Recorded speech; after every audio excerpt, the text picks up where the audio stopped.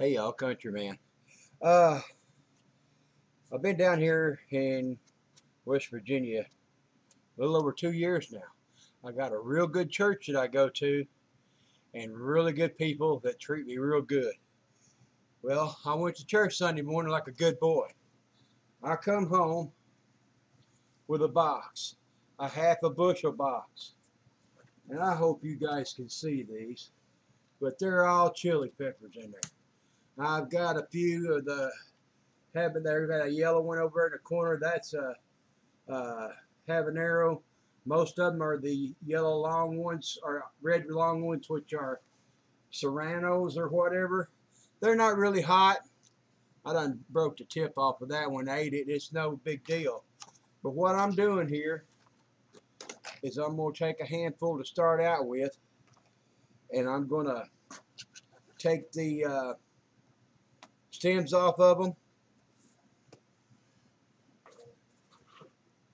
and slice them into rings, and I'm going to ferment them.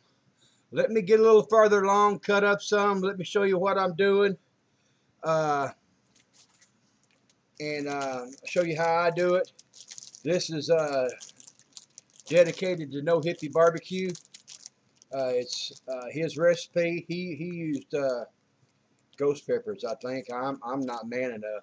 But I'm telling you, if you got anything you're going to pick or scratch or whatever, do it now before you get started.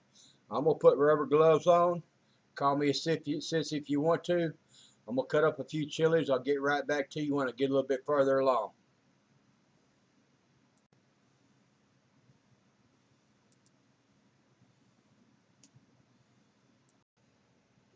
Hey y'all, let me show you what I'm doing. I'm taking these peppers. I'm cutting the end off of them. I did have my great big butcher knife, but actually it's kind of dull. And I couldn't figure out what all I was going to use. So I got one of these at Harbor Freight. It's the little ones that run in and out. And razor knife, whatever you want to call them. And believe it or not, these things work excellent. I'm sitting here. You can see how fast I'm going through them. It don't take but a jiffy. I just put it on the board and draw my knife through it. And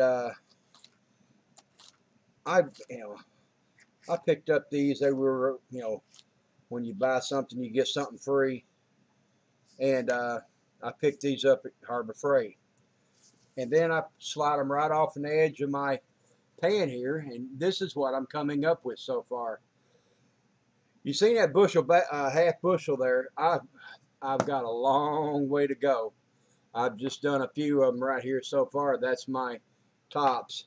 But I'm going to go ahead and do the rest of these. And I'll show you what I'm going to do next. It's going to be about, probably an hour. I'm going to watch the Hobbit movie there and back again. It's a 6-hour movie. By the time it's done, I should be done with all these. But this is what I'm doing. And when I get them all done, I'll get back to you on the next step. God bless. Well, I got one more chili to do here. I want to show you how long these things are. This is my arm. From my elbow all the way to my wrist is how long these chilies are. This is the last one. I got about 8 or 10 more of these in the box over there. But I wanted to show you what I come up with. This is a good sized dish pan. I think it's like an 8-quart. But I want to show you how full this bad boy is. I got it completely full of chilies. They're sliced. They're good. I got my bowl of tops here, which a lot of these have the seeds on the inside, as you can see. I'm thinking about taking those and drying them, and let them dry for the seeds and everything. So let me get my camera set up, and I'll show you my next little step here. Be right back.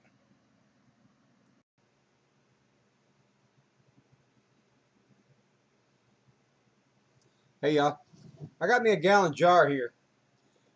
I got about a quart of water in here and about a quarter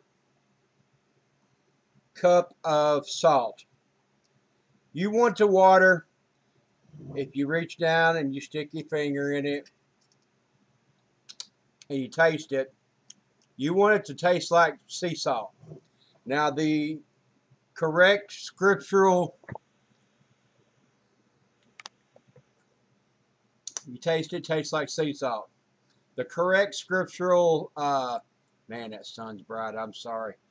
The correct scriptural deal is about 3% of salt for your water.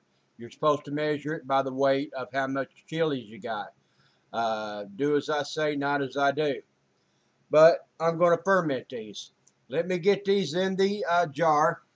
I'm sorry for that light, guys.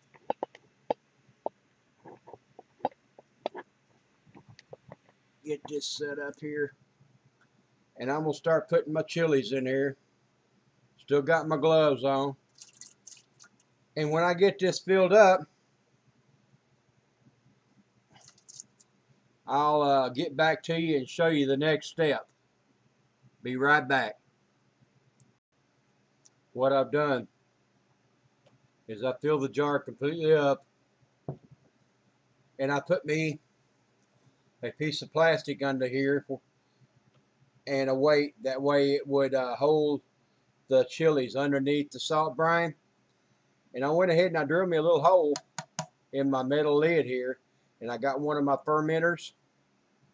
And you got to make sure this is pretty tight in there. And I filled it up with some of my salt water, and I am going to ferment this for about a week, maybe 2. It don't matter really how long you ferment them, it's just going to get better. And but you want the probiotics to kick in and everything, and it's just like you fermenting your pickles or your sauerkraut or whatever.